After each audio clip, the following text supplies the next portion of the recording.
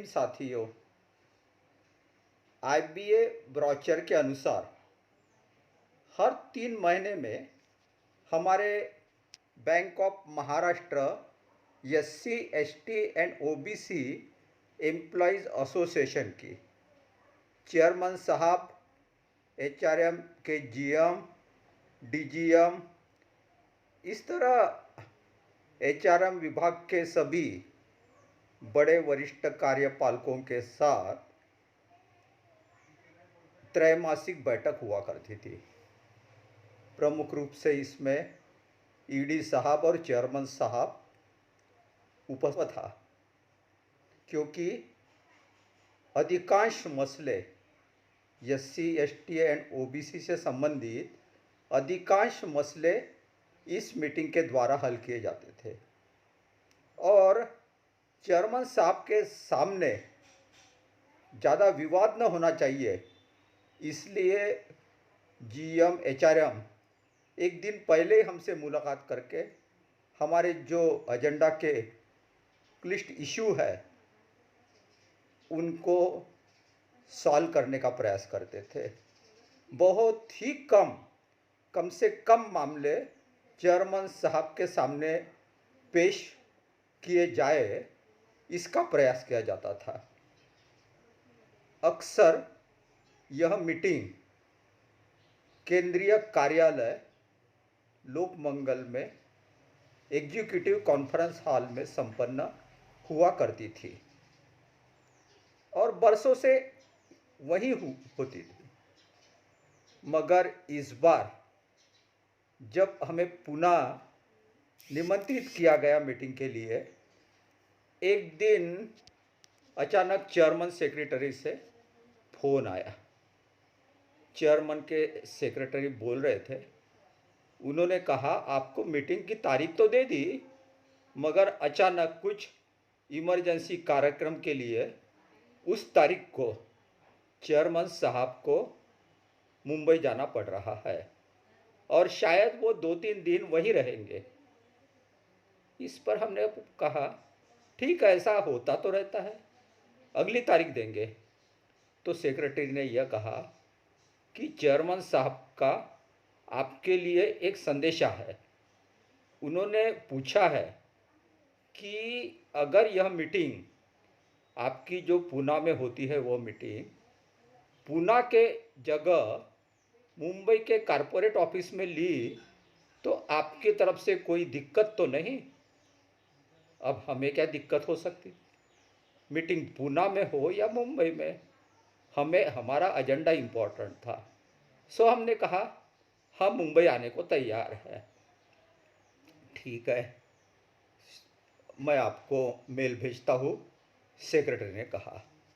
और अब पूना की जगह मुंबई में मीटिंग करना तय हो गया। निर्धारित तारीख को मैं, रजनीश गेड़ामकर जी मुंबई के लिए रवाना हुए और बड़े सुबह होटल से निकलकर नरीमन पॉइंट के पॉश इलाके को निहारते हुए कॉरपोरेट ऑफिस पहुँचे। कॉरपोरेट ऑफिस को ढूंढना कोई बड़ी बात नहीं थी। वह महाराष्ट्र गवर्नमेंट के मंत्रालय के ठीक सामने था और एक बड़ा बोर्ड वहाँ लगा हुआ था। हमारे चेयरमैन साहब के जो भारत में 2-3 ऑफिस है, उसमें से उनका एक सेक्रेटरी दिल्ली में है, क्योंकि उनको अक्सर बैंक के कामकाज से दिल्ली जाना पड़ता है, और दूसरा मुंबई है, और दोनों ही उनके कार्यालय बहुत ही पॉश, अच्छा रख रखाव और किसी स्टार होटल की तरह है। सो हम जब कॉरपोरेट ऑफिस पहुँचे तो वहाँ का तामझाम देखकर हम सचमुच बहुचक्के रह गए। कॉरपोरेट ऑफिस अब के नाम की तरह सजाया गया था। हम एग्जीक्यूटिव कॉन्फ्रेंस हॉल में बैठकर मीटिंग का समय और चेयरमैन साहब की राह देख रहे थे। चेयरमैन साहब भली सुबह पूना से बॉम्बे पधारे थे और अपने सूट में आराम कर रहे थे। मीटिंग के ठीक 5 मिनट पहले वह कॉन्फ्रेंस हॉल में आए। हमने खड़ा होकर उनको अभिवादन किया। तब हमारे भट्टाचार्य साहब चेयरमैन थे, बड़े खुश मिजाज थे, बड़ा दोस्ताना बर्ताव था। उनकी ओर देखकर जो चेयरमैन के प्रति एक दबाव रहता था, या हमारी जो इमेज थी कि चेयरमैन बहुत बड़ा अधिकारी है, बैंक ऑफ महाराष्ट्र का सुप्रीमो है, तो एक खिंचाव रहता है मन में। पर भट्टाचार्य साहब इतने मिलनसार थे कि उनके साथ बात करते हुए बहुत रिलैक्स लगता था। और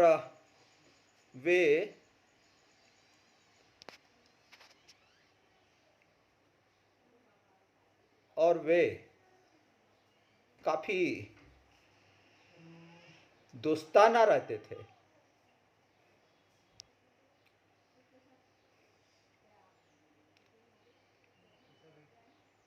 चेयरमैन साहब ने आते ही पूछा, कोई तकलीफ तो नहीं हुई? हमने कहा नहीं सर, बहुत आराम से हम आए और अभी सुबह होटल से फ्रेश होकर यहाँ आ रहे।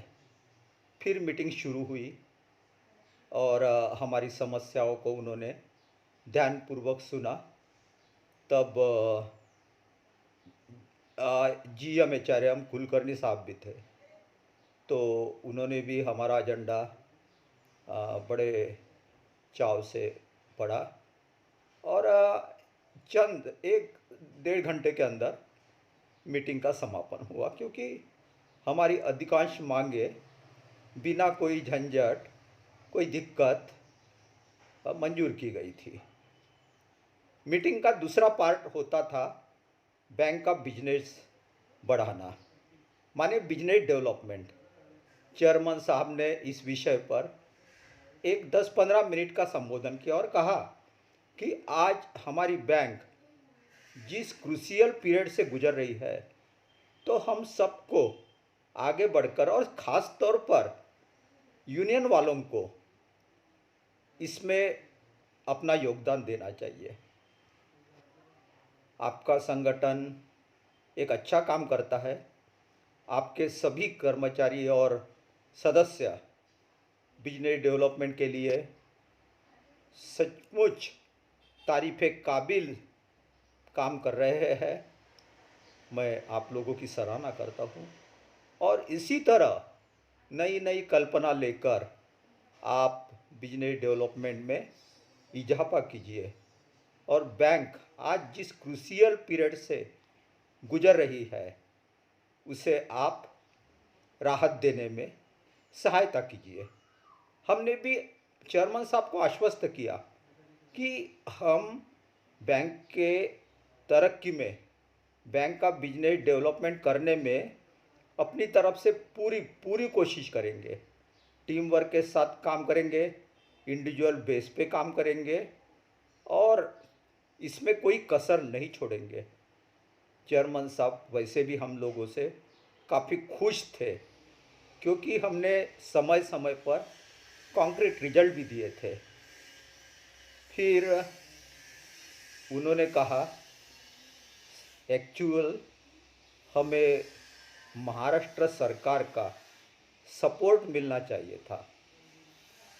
हर गवर्नमेंट अपने रीजनल बैंक को सपोर्ट देती है, जैसे पंजाब नेशनल बैंक को पंजाब गवर्नमेंट का सपोर्ट मिलता है, आंध्र बैंक को आंध्र सरकार का सपोर्ट मिलता है, मगर महाराष्ट्र गवर्नमेंट अपना पूरा बिजनेस स्टेट बैंक को देती है या दूसरी कोई बैंक को देती है, मगर जो बैंक ऑफ महाराष्ट्र, महाराष्ट्र के नाम से बैंक है, उसको महाराष्ट्र सरकार की ओर से कोई खास सपोर्ट नहीं मिलता।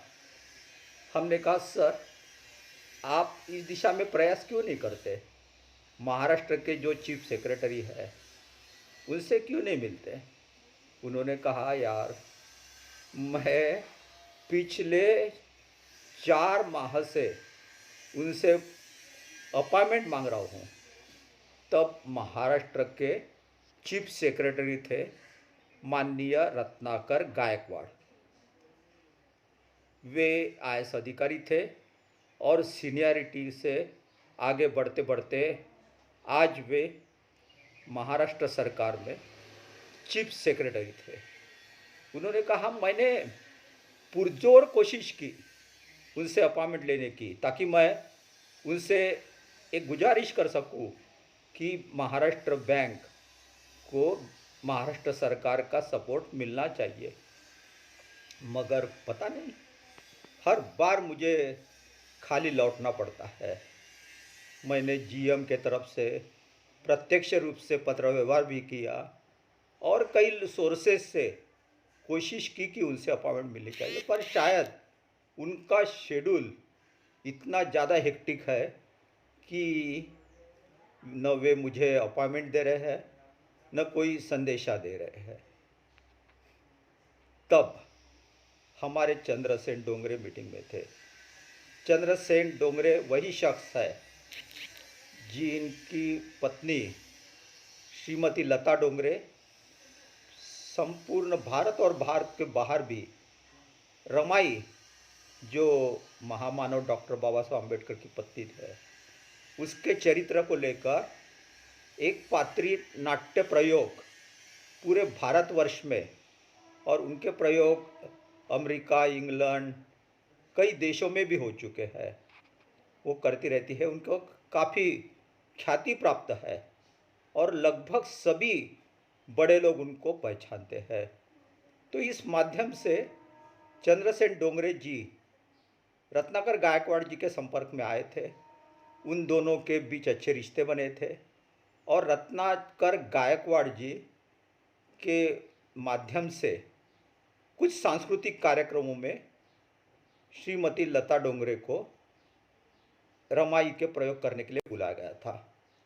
रत्नाकर गायकवाड़ जी भी कट्टर आम्बेडकरवादी थे। वह बाबा साहब की मूवमेंट से बहुत करीब से संबंध रखते थे। उनके पिताजी भी बाबा साहब के करीब रह चुके थे। लिन लिथगो ने जब डॉक्टर बाबा साहब अम्बेडकर को एक बड़ी रकम दी थी, तो बाबा साहब ने वह रकम अपने 35 लोगों को विदेश में उच्च शिक्षा हासिल करने के लिए खर्च की थी। और जिन 35 लोगों को बाबा साहब ने विदेश में उच्च शिक्षा हासिल करने के लिए भेजा था, उनमें एक शख्स माननीय रत्नाकर गायकवाड़ जी के पिता भी थे। बाबा साहब उन लोगों को फॉरेन में उच्च शिक्षा देकर उन्हें काबिल इंसान बनाना चाहते थे। वो कहते थे, उच्च शिक्षा हासिल करने के कारण ही डॉक्टर अंबेडकर तैयार हुए हैं। मैं ऐसे 35 अंबेडकर तैयार करना चाहता हूँ, ताकि वे हमारा पिछड़ा वर्ग को अपलिफ्ट करने में सहायक करें। मेरी ज़िंदगी बहुत कम है यह काम करने के लिए, मुझे और सपोर्ट की ज़रूरत है। तो ये सपोर्ट के रूप में उन्होंने 35 अंबेडकर तैयार करने चाहे थे और उन्हें उच्च शिक्षा हासिल करने के लिए विदेश भेजा था। और रत्नाकर गायकवाड़ जी के पिताश्री भी बाबा साहब का काम करते रहे। अतः रत्नाकर गायकवाड़ जी बाबा साहब की मूवमेंट से काफ़ी करीब से जुड़े थे, और वह भी आईएएस अधिकारी होने के बाद और बड़े पद पर होने के बावजूद भी बाबा साहब के मूवमेंट का काम बराबर किया करते थे। तो इस लिहाज से माननीय चंद्रसेन डोंगरे जी का रत्नाकर गायकवाड़ जी से निकटतम परिचय था, बातचीत थी और अक्सर मिलना जुलना भी होता था। तब चंद्रसेन डोंगरे जी ने हमको कहा, राहटे जी, चेयरमैन साहब से कहिए क्या हम एक प्रयास कर सकते हैं चेयरमैन साहब का उनसे मिलने के लिए? मैंने मुझे यह बात अपील हो गई। मैंने चेयरमैन साहब से पूछा, सर क्या हम अपने संगठन की ओर से आपकी और रत्नाकर गायकवाड़ जी की मुलाकात के लिए एक प्रयास कर सकते हैं? क्या आपके पास वक्त है? हमने जब यह चेयरमैन साहब से कहा तो चेयरमैन साहब को ये किसी मजाक जैसा लगा। उन्होंने कहा, कीजिए भाई कीजिए। अब जब मैं 4 माह से करस्पॉन्डेंस करते करते थक गया हूँ और मैंने अपने प्रयासों में कोई कसर नहीं रखी है, तो क्या आपको वो मुलाकात का समय देंगे? हमने कहा, प्रयास करने में क्या हर्ज है। नहीं देंगे, ज़्यादा से ज़्यादा क्या होगा, समय नहीं देंगे, पर प्रयास हम करते हैं। चेयरमैन साहब ने हमें इजाज़त दे दी। फिर चंद्रसेन डोंगरे जी ने अपने मोबाइल से एक मैसेज भेजा रत्नाकर गायकवाड़ जी को और कहा कि हम अभी बॉम्बे में है, आपके कार्यालय के करीब ही हमारी मीटिंग चल रही है और हमारे चेयरमैन साहब आपसे एक आधा घंटे की मुलाकात चाहते हैं। क्या आपके पास मुलाकात के लिए समय है?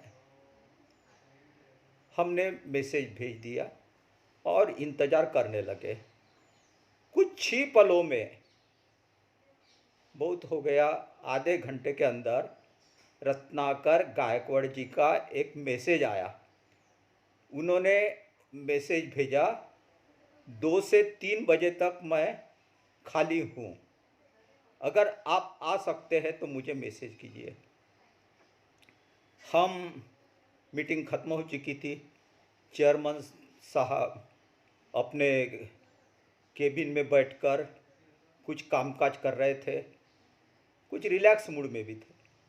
हमने उनको अंदर आने की इजाज़त मांगी। उन्होंने कहा, आइए।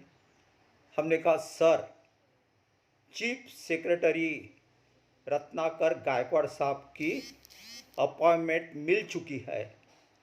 क्या? उन्होंने हमारे मुंह पर इस तरह आश्चर्य मिश्रित भाव से देखा जैसे उन्हें विश्वास नहीं हो रहा है। उन्होंने कहा, सच कह रहे हो? हमने वो मैसेज बताकर कहा, उन्होंने 2 से 3 बजे के दरमियान हमें मुलाकात का वक्त दिया है। चेयरमैन साहब के चेहरे पर खुशी के जो एक्सप्रेशन आए वह सचमुच देखने लायक थे। उन्होंने तुरंत अपने सेक्रेटरी को फ़ोन करके बताया, अरे जाओ तुरंत एक बड़ा सा बुके लेके आओ, फोटोग्राफर कहाँ है उसको उसका अरेंज करो, और फिर मेरा कोट कहाँ है, क्योंकि 2 बजने में अभी 20-25 मिनट का ही समय बाकी था।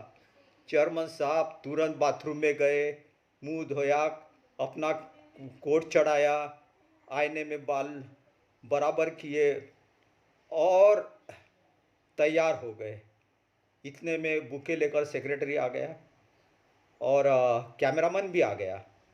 फिर उन्होंने कहा, तुम आगे चले जाओ, हम कार में आते हैं। खुदा न खास्ता उस दिन चेयरमैन साहब के पास एक ही कार थी और जाने वाले हम 5 लोग थे, एक कार में 5 लोग, और चेयरमैन साहब का सेक्रेटरी भी था। हम कार के पास आए। 5 लोग जाना मुश्किल था, मगर चेयरमैन साहब ने कहा, अरे यार बैठो, तुम ऑटो में कैसे ठूस ठूस कर बैठते हो, आज के दिन वैसे ही बैठो। और चेयरमैन साहब पीछे की सीट पर बैठ गए और हम चेयरमैन साहब के बाजू को और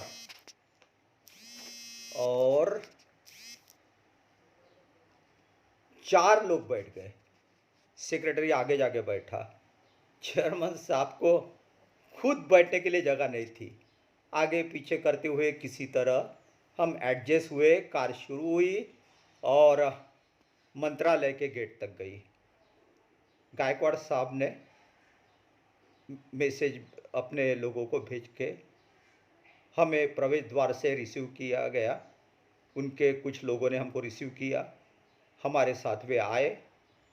सिक्योरिटी को पास करते हुए हम लिफ्ट से चीफ सेक्रेटरी साहब के केबिन के पास आए। एक स्वागत कक्ष में हमें एक 15 मिनट बिठाया गया। तब तक फोटोग्राफर, बुके वाले सब वहाँ पहुँच चुके थे। फिर चंद मिनटों में चीफ सेक्रेटरी साहब ने हमको अंदर बुलाया। चेयरमैन साहब को आगे करते हुए हम पीछे पीछे चले गए और फिर भट्टाचार्य साहब ने हाथ मिलाकर अपना परिचय दिया। स्माइलिंग फेस से रत्नाकर गायकवाड़ जी ने उनका स्वागत किया, गर्मजोशी का स्वागत किया, बड़ा अच्छा स्वागत किया। भट्टाचार्य साहब ने उन्हें बैंक ऑफ महाराष्ट्र की ओर से बुके दिया। हमने फ़ोटो भी निकाली है। वह होने के बाद रत्नाकर गायकवाड़ जी ने चेयरमैन साहब को बैठने के लिए कहा, चाय नाश्ते का ऑर्डर भी दे दिया और फिर लगभग 40 मिनट उन दोनों के बीच वार्ता चलती रही। सबसे पहले रत्नाकर गायकवाड़ जी ने पूछा कि आपने पिछड़ा वर्ग के लिए महाराष्ट्र बैंक ने क्या किया, ये बताइए। फिर चेयरमैन साहब मानो ये सवाल की उम्मीद ही कर रहे थे। उन्होंने रत्नाकर जी को बताया कि बैंक ऑफ महाराष्ट्र में आप जब प्रवेश करोगे तो एंट्रेंस में ही 6 फीट का डॉक्टर बाबा साहब अम्बेडकर का एक तस्वीर आपको दिखेगी। हमारे बैंक के एंट्रेंस की ही शुरुआत बाबा साहब के दर्शन से होती है, क्योंकि वे हमारा प्रेरणा स्थान है। और यह भी बताया कि हमने हर शाखा में, हर जोनल ऑफिस में बाबा साहब की तस्वीर बनाना कंपलसरी कर दिया है। बाद में यह भी बताया कि उन्होंने गढ़चिरौली जैसे पिछड़ा क्षेत्र के कई गांव एडॉप्ट किए हैं और वहाँ पे बड़े पैमाने पर फाइनेंस कर स्वयं रोजगार, लोगों की सहायता करना, लोगों को सेल्फ डिपेंडेंस करना आदि काम, जिसे हम सामाजिक काम कह सकते हैं, हमने किया है। इस पर रत्नाकर गायकवाड़ जी बड़े खुश हुए। उन्होंने और कुछ सुझाव दिए कि आप यह भी कर सकते हो। तब चेयरमैन साहब ने हामी भर दी कि वह ज़रूर करेंगे। फिर मुद्दे पर आते हुए चेयरमैन साहब ने कहा, सर, हर सरकार अपने रीजनल बैंक को सहायता देती है। पंजाब नेशनल बैंक का पूरा बिजनेस, पंजाब गवर्नमेंट का पूरा बिजनेस पंजाब नेशनल बैंक में होता है। आंध्रा का पूरा बिजनेस आंध्रा बैंक के थ्रू होता है। कर्नाटक सरकार अपने अधिकांश व्यवहार कैनरा बैंक के माध्यम से करती है। केवल हमें महाराष्ट्र सरकार की ओर से जो सपोर्ट मिलना चाहिए वो मिलना अभी तक बाकी है। कृपया आप कुछ सहायता कीजिए। इस पर रत्नाकर जी बोले, हाँ, आपकी बात बराबर। महाराष्ट्र बैंक महाराष्ट्र सरकार को सचमुच दोनों में महाराष्ट्र है तो महाराष्ट्र सरकार को सहायता करनी चाहिए। और आप आए तो मैं आश्वस्त करता हूँ कि निश्चित रूप से मैं यह बंधन बांधूंगा और महाराष्ट्र सरकार की ओर से जितना भी ज़्यादा संभव है महाराष्ट्र बैंक को सहायता की जाएगी। अलग अलग योजनाओं में पैसा इन्वेस्ट किया जाएगा।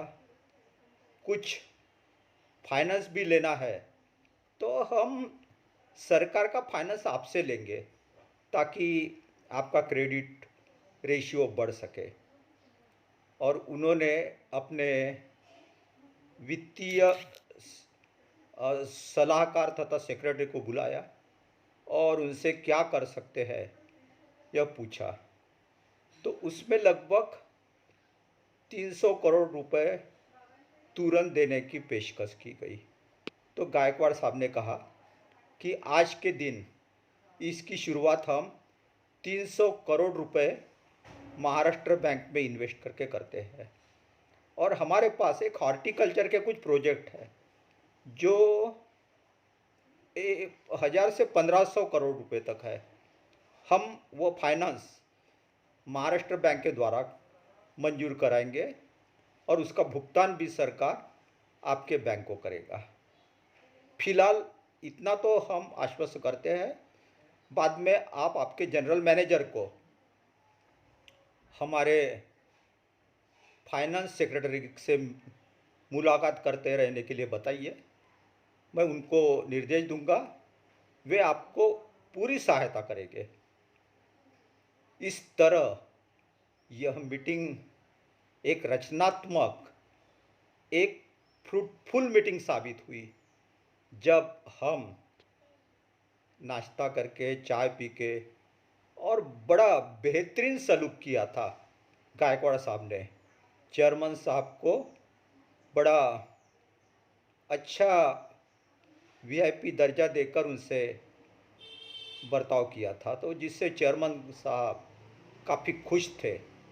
जब हम विदा लेकर आए बाहर, तो चेयरमैन साहब ने हम लोगों को बड़े भावपूर्ण होकर गले लगाया और कहा, यार तुमने आज वह कर दिखाया जो मैं कई महीनों से नहीं कर पाया। सचमुच आप लोगों ने कमाल कर दी है। आपकी संगठन की ताकत मैंने आज अपनी आंखों से देख ली है। और फिर जब वापस आए तो उन्होंने पूरे कर्मचारियों को बताया, और हमें बाद में यह भी खबर मिली कि पुणे जाकर जब उन्होंने जनरल मैनेजर और बड़े वरिष्ठ कार्यपालकों की मीटिंग की, तो वहाँ पे भी शुरुआती दौर में यह पूरा वाकया और किस तरह चीफ सेक्रेटरी से उनकी अचानक उम्मीद न होते हुए भी मुलाकात हो गई, और किस तरह यह मीटिंग फ्रूटफुल रह गई, किस तरह एक अच्छा रिजल्ट मिला, और किस तरह महाराष्ट्र सरकार और बैंक ऑफ महाराष्ट्र के बीच एक अदद रिश्ता कायम हुआ, इसके बारे में विस्तृत रूप से बताया, जिसका जिक्र बाद में कई जनरल मैनेजर और वरिष्ठ अधिकारियों ने हमसे भी किया, और हमें कहा कि आपने सचमुच कुछ कर दिखाया है। आगे चलकर वह प्रस्ताव अपने बैंक को दिए गए, कुछ डिपॉजिट भी बड़े पैमाने पर मिला, और भट्टाचार्य साहब जब तक थे तब तक काफ़ी अच्छा सहयोग रहा। बाद में भट्टाचार्य साहब जब सेवानिवृत्त हो गए, तो इस रिश्ते को जिस अहमियत से, जिस लगन से निभाना चाहिए वह नहीं निभाया गया। हमारे बैंक की यह खामी भी है कि जिसका कार्यकाल खत्म होता है उसके मेरिट्स भी वही खत्म किए जाते हैं, उसको विरासत समझकर आगे बढ़ाया नहीं जाता। हर आने वाला जो शख्स होता है, जो सुप्रीमो होता है, वो अपने तरीके से बैंक को चलाता है और अपनी अपनी योजनाओं को अमल में लाता है, और अक्सर ऐसा देखा गया है कि वह अपने पूर्वज जो सुप्रीमो थे उनको फॉलो करने के बजाय उनको किस तरह नज़रअंदाज किया जा सकता है यह देखता है। इसका भारी नुकसान हमें भी भुगतना पड़ा है और आज भी पड़ रहा है। चलो साथियों, मगर हम भी जब लौटे तो मन में एक ही आवाज़ गूंज रही थी, संगठन की ताकत को हमने काफ़ी बढ़ाया था, और आज मन के मन में सब हमारे कमांडो कह रहे थे, हाँ हमने कुछ कर दिखाया। यस, हमने कुछ कर दिखाया। जय भीम, जय भारत।